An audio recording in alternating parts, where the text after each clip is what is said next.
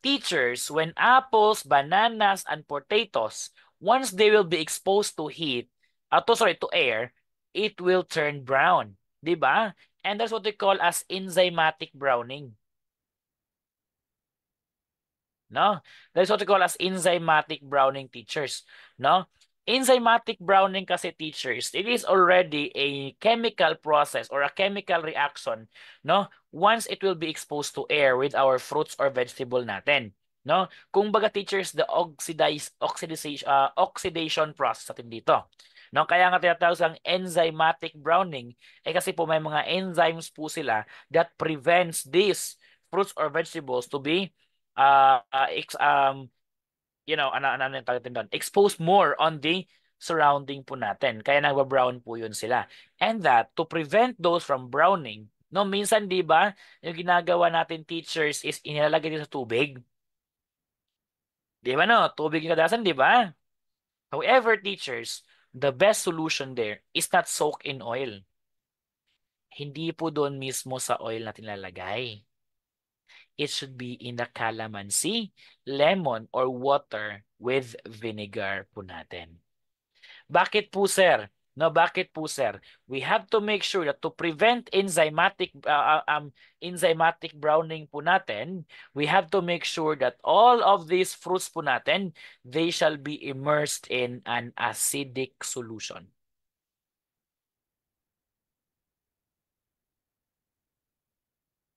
Immersing them in an acidic solution, teachers, will prevent the exposure of these fruits or vegetables directly to the surface or to the oxygen po natin.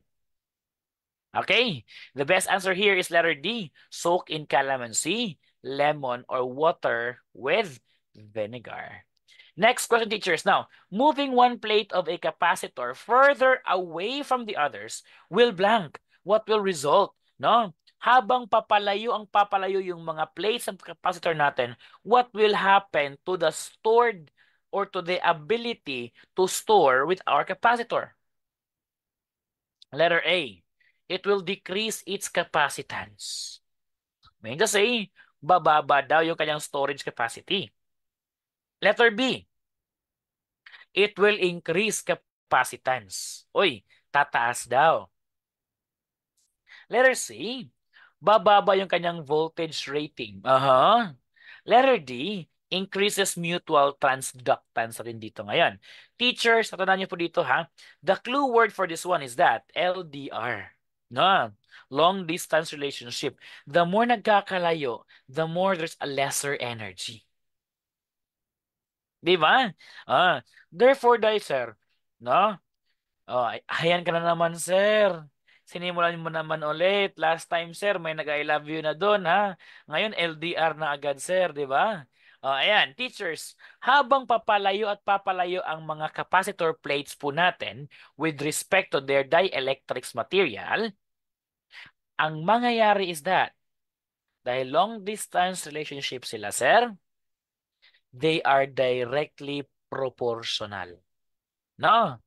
Kung baga, kung malapit yung capacitor, yung plate ng bawat capacitor po natin, may malaking ma-store na capacitance natin dito. Pero kapag malayo ang mga capacitor plate, it will also decrease its capacitance natin dito. Therefore, one plate of a capacitor further away from the others decreases the capacitance po natin. Now, ang question ngayon, sir, what is the unit used in capacitor? Sige daw. Gusto kong malaman to ng mga taong bayan. Ano ba yung unit na ginagamit sa capacitor?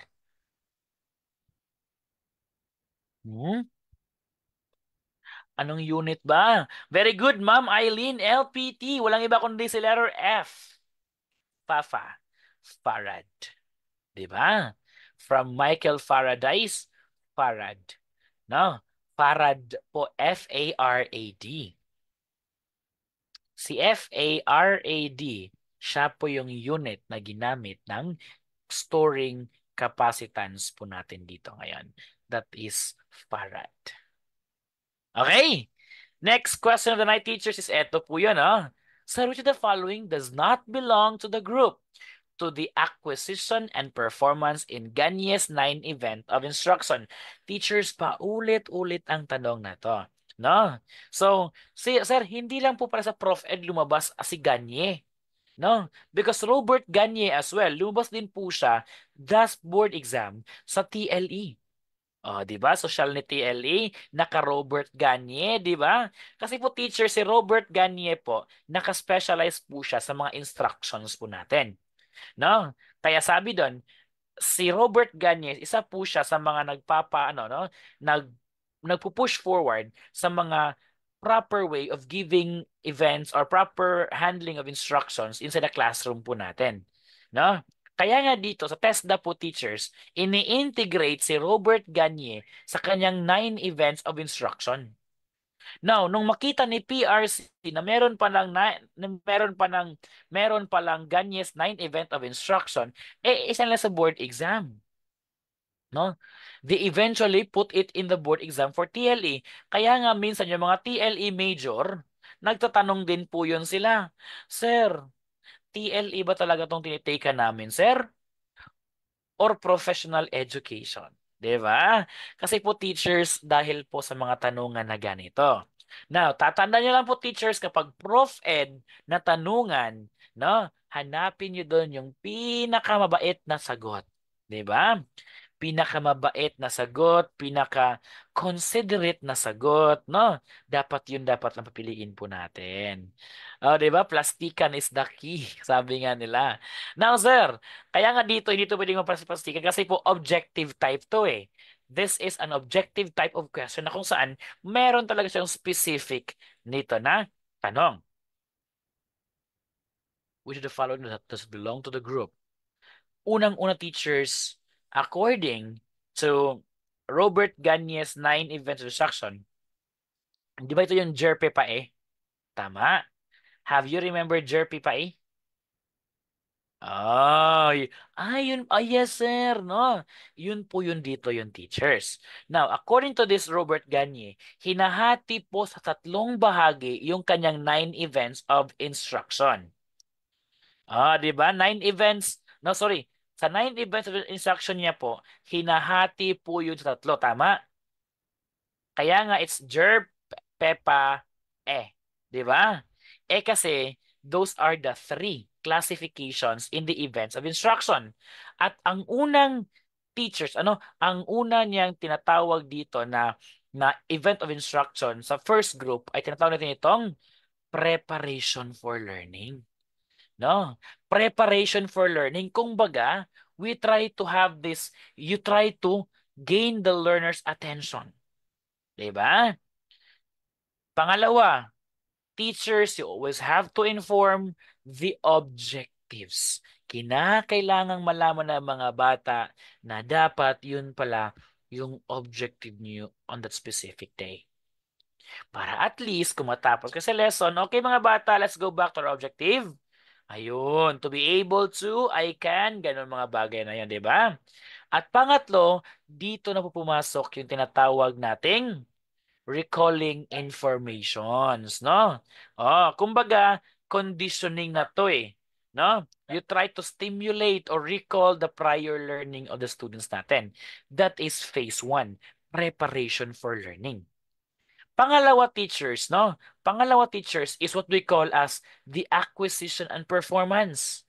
Kumbaga, after mo na na-prepare yung mga bata, na-set up mo na yung atmosphere, na-set up mo na lahat yung classroom, pumasok ka na sa acquisition and performance. Ready na yung mga bata na tumanggap ng bagong information dahil nga po, tapos ka na sa iyong preparation for learning. At dito pa napabilang si remembering stimulus features, provide learning guidance, elicit a performance, at saka provide formative feedback po natin. Di ba? Informative feedback. That's what we call as acquisition and performance natin. And the last one, teachers, is what we call as retrieval and transfer. O mga bata, bago tayo umuwi, ano po na gagawin? No? Mag-seat work muna tayo. Mag-short quiz muna tayo, di ba? Oh, tapos Who among you here got the following score? Ganun, pak. O, di ba, teachers, madali lang po yung ating pagkakaroon ng instruction sa classroom setting. Sana mabait ang mga bata natin. Pero kung yung mga bata natin, mga talagang batang bata talaga, no? Yung mga talagang makulit, nako, mas stress ka na lang dito. Siguro hindi ka makakapag-proceed ng retrieval and transfer kasi buong araw mo preparation for learning na lang kasi pagpasok pa lang nagalit na, 'di ba? Lalong-lalo na at walang lesson plan si ma'am or ayaw ni ma'am na mag-discuss ngayon, dinaan na lang sa galit yung kainyong mga, di ba? Nasa tama ako, di ba? May mga teachers na ganyan, no? Especially pag hindi ready sa klase. The whole period sat, di ba? Sayang, 45 minutes pa naman yung time sa matatag curriculum natin ngayon. No? So teachers, going back to the question, which of the following does not belong to the acquisition and performance? Di ba? Which does not belong to the acquisition and performance. So if we're going to face it one, this is acquisition and performance. Tama? Oh, so perception, remembering, guidance, elicit, tapos informative feedback natin dito. So alin dito ang hindi kasali? Therefore, it should be letter C. Bakit po, sir? Kasi po retrieval does not belong to acquisition and performance. Retrieval belongs to preparation stage natin. Nakuha po ba? No? Ayan. Okay, so acquisition performance, retrieval does not belong to group kasi po si retrieval belongs to preparation. And preparation teachers belongs to what do we call as? Ayan, di ba no? Ito yung attention of the learner, inform the objective, and recapitulation.